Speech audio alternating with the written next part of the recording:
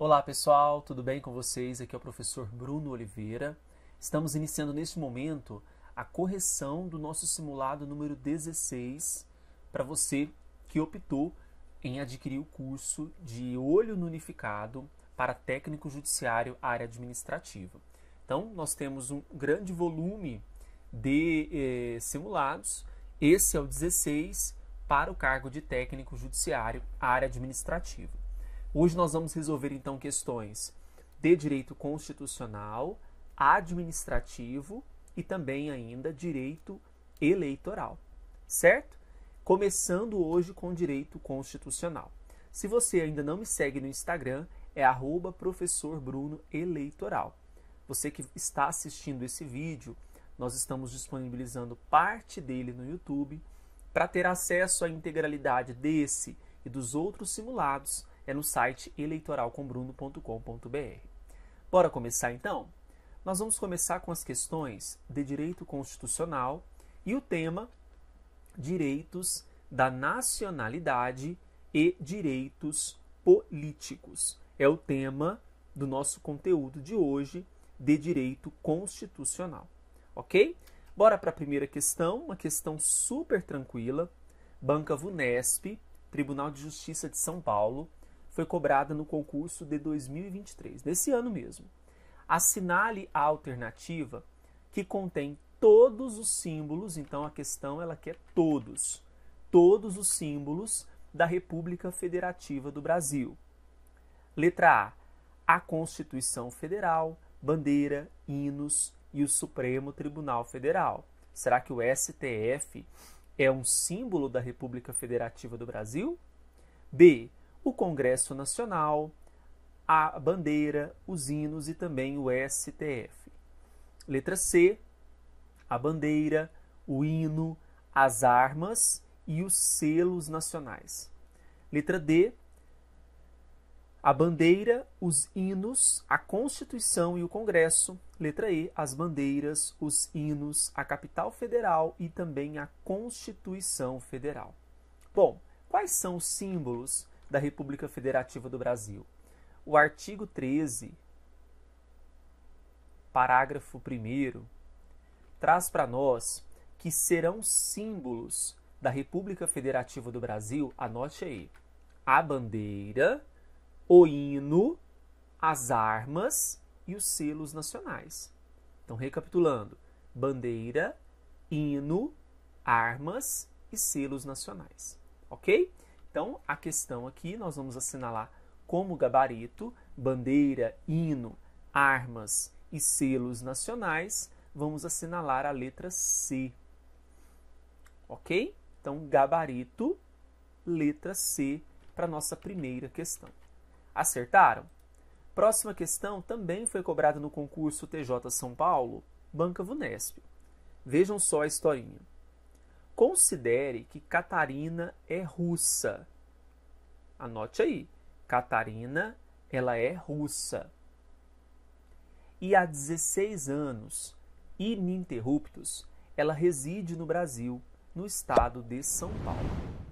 Com base na situação hipotética e no disposto na Constituição Federal, é correto afirmar que Catarina, letra A, precisa comprovar idoneidade moral e requerer expressamente a nacionalidade brasileira para ser considerada como naturalizada. Letra B, para ser considerada como naturalizada, poderá ter condenação penal, desde que não seja por tráfico de drogas. Letra C, para adquirir a nacionalidade brasileira, deverá comprovar ter ensino superior. Letra D, se não tiver condenação penal e se requerer a nacionalidade brasileira, será considerada como naturalizada. Letra E, poderá ser naturalizada após comprovar que vive há 20 anos no Brasil e então poderá ocupar cargo de carreira diplomática. Essa historinha, ela vai se amoldar a qual dispositivo do texto constitucional quanto à questão da naturalização? Isso, artigo 12, inciso 2º, a linha B, que fala o seguinte, olha, serão considerados brasileiros naturalizados os estrangeiros de qualquer nacionalidade, no caso ela era Rússia, residentes no Brasil, na República Federativa do Brasil, há mais de 15 anos ininterruptos, ela está 16, sem condenação penal. Sem condenação penal, desde que requeiram a nacionalidade brasileira. Ora, voltando aqui à questão, o que nós temos? A letra A pode ser, olha, precisa comprovar idoneidade moral. Em nenhum momento nós mencionamos isso. Ela não pode ter condenação penal. B, para ser considerada naturalizada, pode ter condenação penal? Não pode, né? A gente viu isso agora. Letra C, para adquirir a nacionalidade brasileira, deverá comprovar ter ensino superior? Não é requisito. D, se não tiver condenação penal e se requerer a nacionalidade brasileira, será considerada como naturalizada. Ela cumpriu os requisitos. Vive há mais de 15 anos, ininterruptos, não tem condenação penal. Então, letra D é o nosso gabarito. Letra E. Poderá ser naturalizada após comprovar que vive há 20 anos no Brasil. O requisito não são 20 anos, é 15 ininterruptos. Então, vocês querem anotar o artigo? É o 12, inciso 2º, a linha B. Maravilha? Próxima questão, número 3, Câmara de Natal. A nacionalidade é um vínculo jurídico, político, que integra o indivíduo à comunidade que constitui o Estado.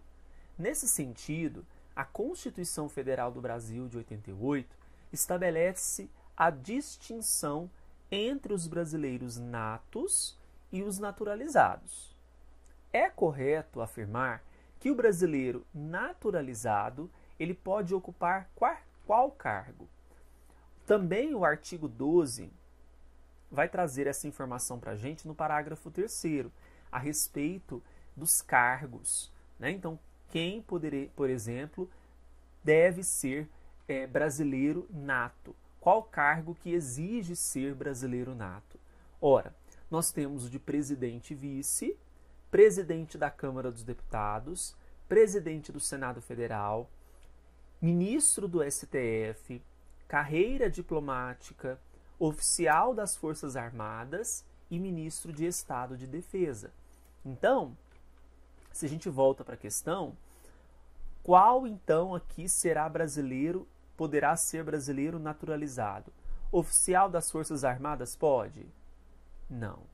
Ministro de Estado de Defesa pode ser naturalizado? O que vocês acham? Não pode, tem que ser nato, né?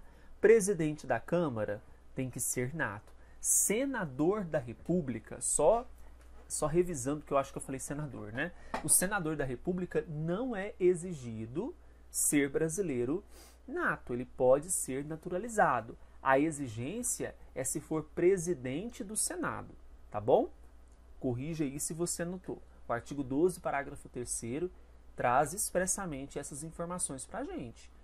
Senador da República, assim como deputado federal, pode ser brasileiro naturalizado.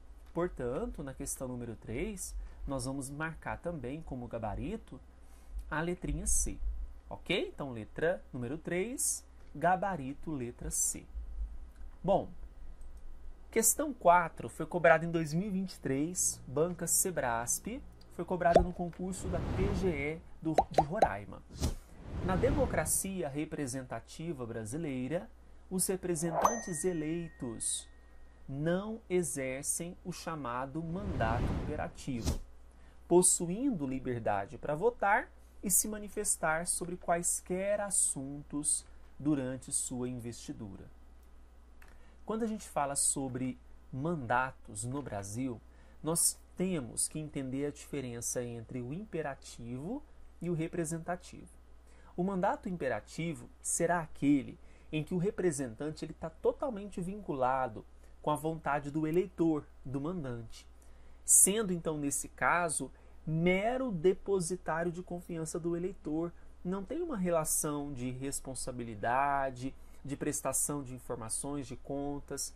Já o mandato que assume a roupagem da democracia brasileira é o da democracia representativa, é o mandato representativo. Nesse ponto, ele está vinculado ao exercício de uma representação do povo, né? O titular não fica vinculado aos representados, porque não é uma relação obrigacional, tá? Nós temos o que? Ao longo do mandato, prestação de contas e responsabilidade, que deve ser manifestada, né, para ter uma boa relação durante esse mandato. Então nós temos, por exemplo, esse representante que não está vinculado aos seus eleitores, ele não recebe instruções, por quê? Ele vai exprimir atos do governo, né, através da sua própria vontade. Essa é a diferença entre o mandato representativo e o mandato imperativo. Então a questão número 4, ela está correta, né? Porque na democracia representativa brasileira, esses representantes não exercem esse mandato chamado imperativo, ok? Questão 4, correta. Questão número 5, Sebrasp 2023. Conforme a compreensão atual dos direitos políticos previstos na Constituição Federal, não se admitem candidaturas avulsas, isto é, aquelas para as quais não se exige que o candidato seja afiliado a partido político. Questão tranquila, porque o Brasil não é como nos Estados Unidos, em que eu tenho pessoas que se candidatam que nem são filiadas a partidos políticos. Não há uma relação intrínseca com os partidos políticos. Diferente no Brasil, que a filiação é uma condição de elegibilidade exigida para ser candidato. Eu preciso estar filiado a um partido político. No Brasil, portanto, não adota a chamada candidatura avulsa. Pelo contrário, ela é vedada expressamente pela lei das eleições. Então, a questão número 5, ela também está correta. Assinalem aí, questão número 5, corretíssima. É inadmissível candidatura avulsa no Brasil. Ok? As questões de direito constitucional, então, a gente fecha. Vamos agora para as questões de direito administrativo, com o tema Lei 9784, que é a Lei do Processo Administrativo Federal. Vamos para a primeira questão, número 6.